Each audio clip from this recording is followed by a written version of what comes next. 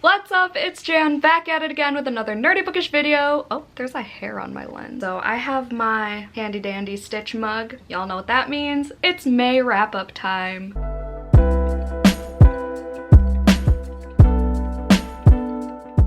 I read 17 books in May, so we're gonna do 3 rounds of the usual reread, rewrite, burn, and then have 2 like wild cards basically where, you know, I could just do any of the 3 options. I had a decent reading month. I read more graphic novels than usual, but I did read a decent amount of physical books as well. I did not get through all of my TBR. Oh! Am I doing— oh my god, hold on. Let me get my reading journal. I forgot that I'm doing this now where I go through my monthly stats in my wrap-ups. So to recap May, like I said, I read 17 books. I read a total of 4,418 pages. I did really badly with keeping up with my 100 pages a day goal, but we're trying, okay? The number of Chicago appearances in my books, there were only 4. Number of BIPOC authors I read, 4. Terrible. I'll do better. Best book was The Kiss Quotient. Even though I only gave it 4 stars, not 5, and I did have some 5ers in May, I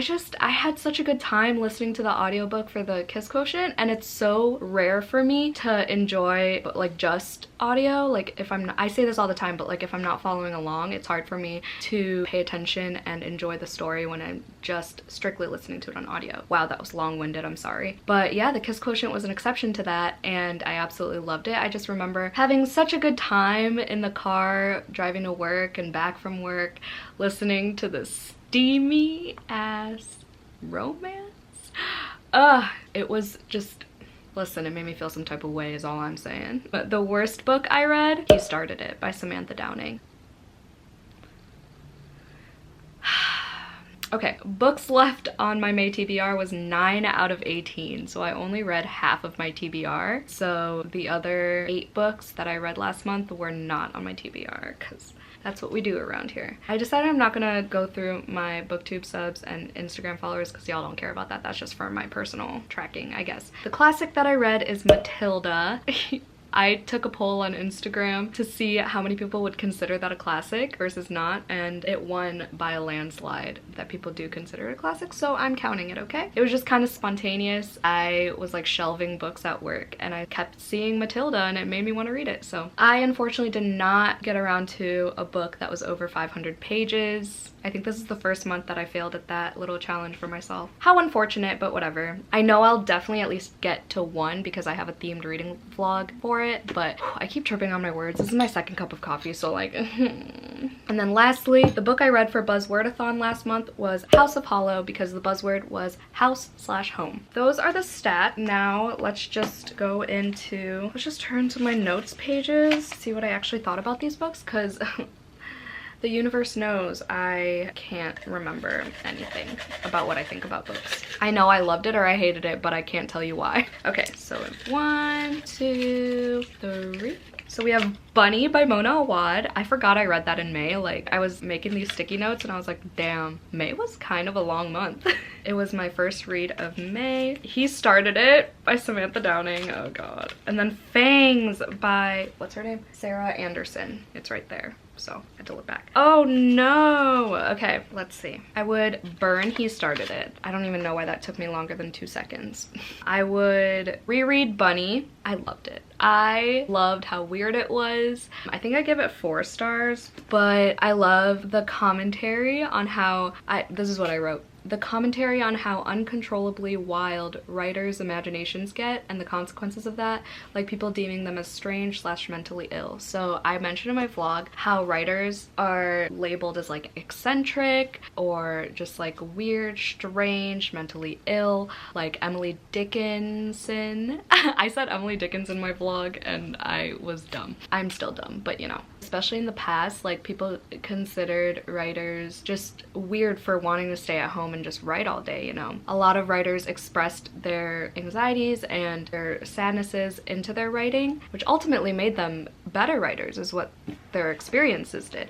So yeah, I just love that commentary in Bunny because all these girls were getting their masters in writing, and it was just such a weird book because it was like kind of culty, kind of sorority-ish. Everyone called each other Bunny. My friend Cami compared it to the movie Heathers. If you're familiar with that, that's kind of how the book is. Heads were exploding, things were real, not real. It was a wild ride, okay? And then Fangs I would rewrite, my cop-out answer, to make it longer, because literally it's the cutest graphic novel ever, but it went so fast and I just kept wanting more. Next three, I have The Grace Year by Kim Liggett. Is it Liggett? Liggett? I've been saying Liggett, so. The Song of Achilles by Madeline Miller, and The Lost Apothecary by Sarah Penner. Damn, okay. I would burn The Song of Achilles. I liked it better than Circe. I gave it 3 stars. What did I write about the Song of Achilles? Nothing? Great, good job, Jan. I liked the romance, but I did not care about like when they went to Troy to go to war and all that stuff, and like the writing was really good. Madeline Miller, like, no questions asked. She's a good writer. It's just the story and like the mythology, I just I don't know why I keep trying to read Greek mythology books. I'm still giving it a shot. I want to like it is a thing, but you know, some things are just not for you. You gotta accept it. But here I am, not accepting it.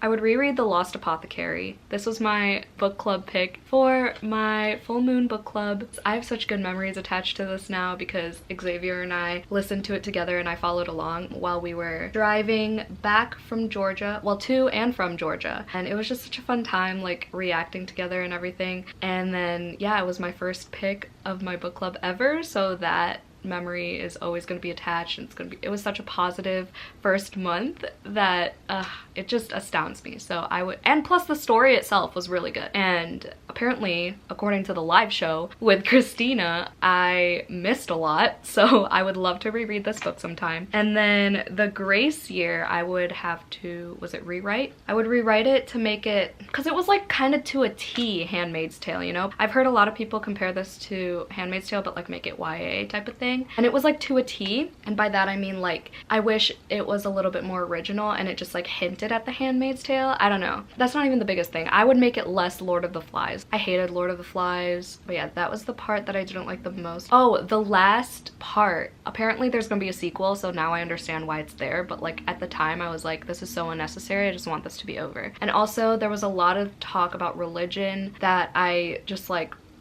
I was bored of. I didn't want to read it, but overall it was a good book. I gave it 4 stars. I like those trios where I have to like think about it, but it all works out because I have good reasonings for each one, you know? Makes me feel like I'm doing something here. They Never Learn by Lane Fargo. Oh, okay, I just ripped it. Mooncakes. I forgot the author, but it's that cute ass graphic novel. I'll have a picture, don't worry. Then The Beautiful by Renee Ahdieh. Oh no, okay. Shit. Ah, fuck, I don't know. Oh no. This one's hard. This one is really hard. Fuck. Okay, this is gonna break my heart, but I have to reread Mooncakes, so I think I have to burn The Beautiful. I have to burn The Beautiful. Again, there was a lot of talk about religion that I just like, I hate reading about religion. Like, no offense, like no tea, no shade to religion, but like, I just hate reading about it in fiction especially. Like, but I understand why it's there, like especially in like Serpent and Dove, you know, witch hunters are usually like super religious, witches are like evil and blah blah blah. But Beautiful reminded me of a mix of Twilight, Handmaid's Tale, and Serpent and Dove. I didn't care about who the killer was, but I loved the reveal of the second perspective. Romance was meh. Loved the descriptive language, it was exquisite, and I loved all the French in it. I'm so sad I have to burn it. Acting like this is like that deep. Oh my god. Okay, Mooncakes I already said I'd reread. It's just a cute little romance. It's a sapphic romance between a werewolf and a, is it a vampire? No, it's a werewolf and a witch. It's a werewolf and a witch, and there's Asian rep. The art style is immaculate. It's so whimsical. Oh, there's disability rep. I think the witch had a hearing aid. There was also the they them pronoun.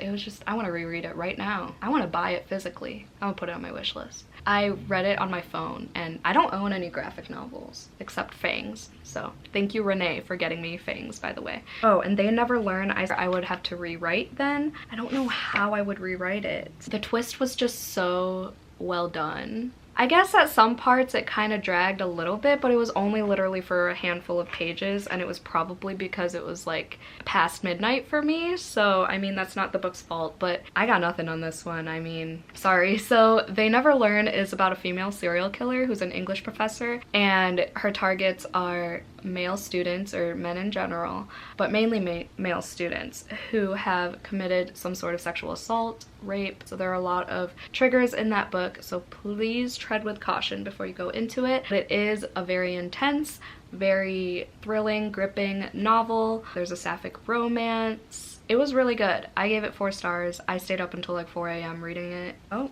I just grabbed 3 in one fell swoop. So I got Matilda, Sex and Vanity by Kevin Kwan. Oh my god, Matilda by Roald Dahl, obviously. And then Nimona. I don't remember who the author of Nimona is, I'm sorry. Like, I'm good at remembering authors, but graphic novels, not really. I would burn Sex and Vanity. This is one example of audiobooks that I only listen to and not follow along with physically that I didn't really enjoy. It was a fun listen. The narrator was good. It was partly set in Italy, and she had the Italian accent down. Like, it was good, and it was fun because, like, you know, you hear all these ridiculous scenarios among these rich people. Like, it was literally Crazy Rich Asians, but in a different setting with different characters. I would burn this one because I would never reread it. I'm glad I didn't spend money on that book because I really wanted it because of the cover when it first came out, but good on me for resisting. And then I think I would burn Nimona because I didn't love it. I mean, it was a graphic novel, it went by quick, and it was super cute and funny.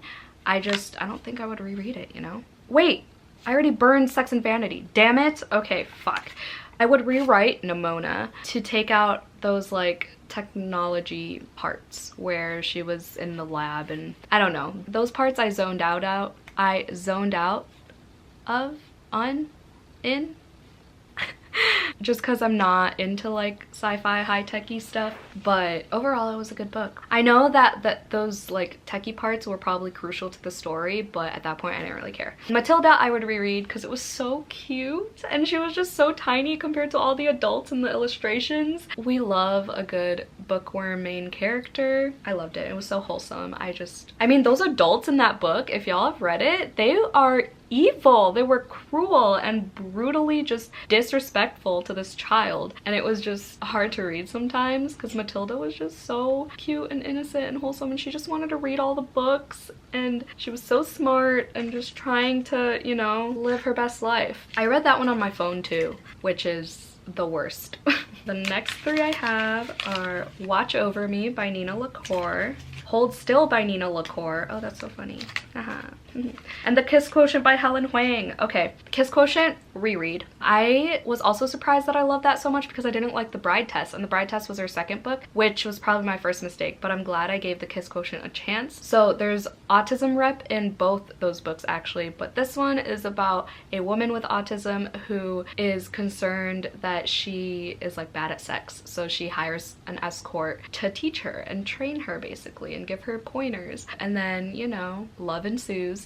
And it was just so good. Like, the characters, like, you could feel every freaking spark of chemistry. The love interest was everything, and the narrator did such a good job. It wasn't like cringy at the steamy parts, and the steamy parts were steamy, let me tell you. Chapter 15 I still think about.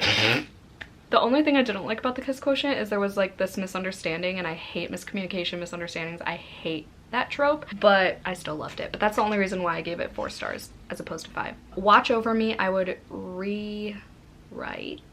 I do want to reread it, but I would rewrite it so I could reread it. No, but like I would rewrite it to make it a little less vague. Like, I liked that it was open for interpretation, like regarding the paranormal aspects. I don't know how to say things without spoiling, but it was a super quick read. I just was a little bit confused by the end. Like, I have my hunches and theories, but I wish it was a little less vague. And then I would burn Hold Still. I thought I would be a lot more emotional reading this book. I just didn't connect with the characters. It's about a girl's best friend committing suicide and her like navigating life without her and going through high school without her and everything. I think she finds her journal, so there are like journal entries in there too. Oh no, my camera's dying! Why does this always happen to me? Oh, I'm on my last 2. Perfect. All right, the last 2 could be either reread, rewrite, burn, even if they're the same one. So I have Heartstopper Volume 2 and then House of Hollow by Crystal Sutherland. Heartstopper, I would reread both of them. Let's be real. Heartstopper like was so quick. It was such a cute graphic novel. Everyone loves Heartstopper. Can't wait to get to Volume 3, and Volume 4